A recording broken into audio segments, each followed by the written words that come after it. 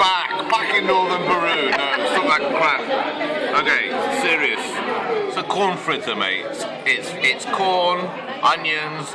They put cilantro and everything. That's coriander to us English folk, and it's deep fried. Onions, peppers, band what with egg. Good stuff. Cheap and cheerful. Come down here again. So this is swordfish. No.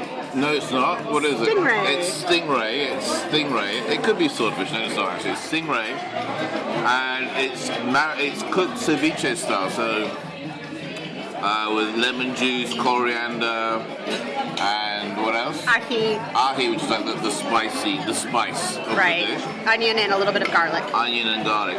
And this juice here is called leche de tigre, milk of the tiger. Apparently they drink this as well. They mix it with a little bit of pisco and call it leche de puma, or milk of the puma, and they do it as a shot glass. We won't be doing that today because I've got work to do. But then with this dish, they serve potato and sweet potato. And according to Joe here, that some people say there are over 1,000 types of potato in Peru. Some people say only over 400.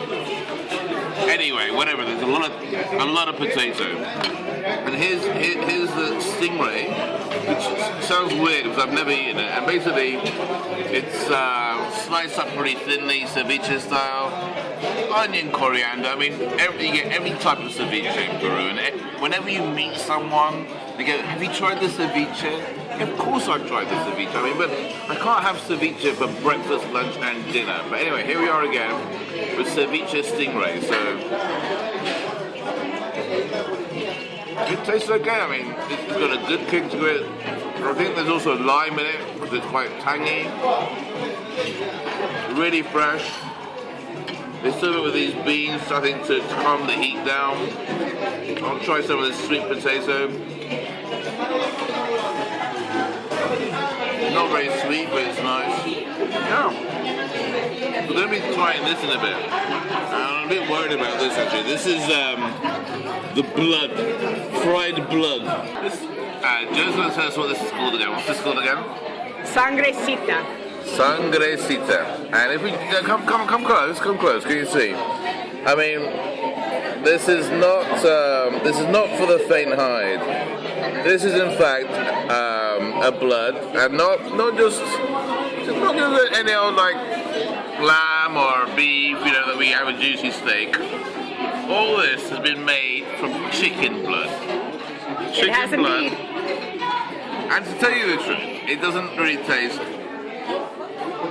doesn't taste of anything outrageously disgusting. It tastes quite nice actually. It has a sort of a roasted flavour to it. I mean the texture's a little bit off, but you can get used to it. You probably spread it on some bread. And it's served with this yufka. Oh, not yufka, what's it called? Yufka. And it's all very pleasant. I mean, the upside is it's full of iron, obviously, with blood. And what's iron good for these days? I mean, like if you're an alcoholic, it's good for if you're an alcoholic, I don't know. But I don't know, does it have a special thing? I mean, I really don't know what that is. Is that part of the dish? Is that... It's probably from the onion. Alright. Or it could be a long bit of hair from there. No, that's not a hair. That's not a hair. We'll put that over there. While I've got you there, though, I'm drinking one of my favourite drinks of Peru. It's called chicha morado, and it's made from red corn. Purple corn. Sorry, purple corn. And it's absolutely delicious. And apparently, Joe said me that they make it like a mulled wine. Correct. So they add a bit of cinnamon into it, maybe rind of a fruit or a pineapple. They boil it up and then they cool it down again. It's absolutely refreshing. I don't know why they don't export this around the world. It would make an absolute fortune. It tastes like a healthy Ribena, if you know what that means. Anyway, we'll be doing that in a bit, and that looks a bit more tamer. Slices of ground beef.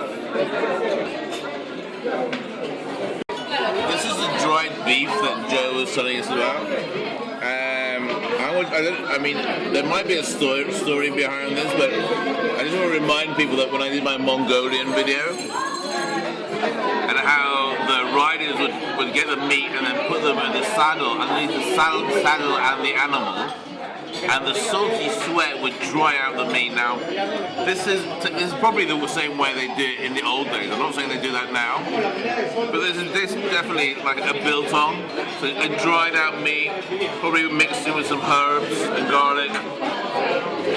And it's chewy as hell, and it's tasty.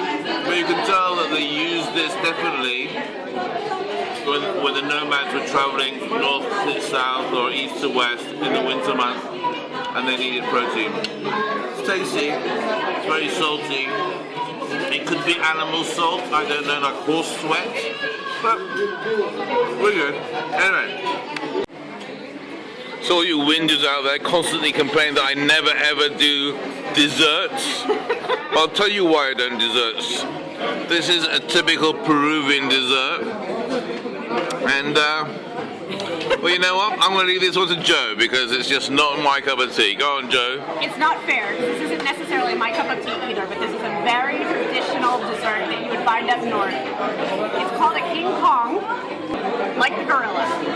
But it is basically a shortbread cookie, 3 layers of shortbread cookie, something similar in texture, with membrillo, which is quince, manjar blanco, which is like a caramel.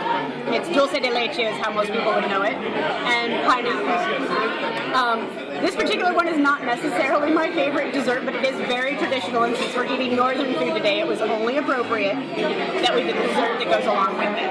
So, I just found out Joe's been on telly before, that's why she's so good at talking in front of the camera. She's famous. something like that. Anyway, tell us the name of the website again, Joe. All right, the website is authenticperu.com, but you can also find us on Facebook at The Real Peru. The Real Peru. That wraps up this video. I just want to thank Jo for all her hard work. Authenticperu.com. You've seen it here first.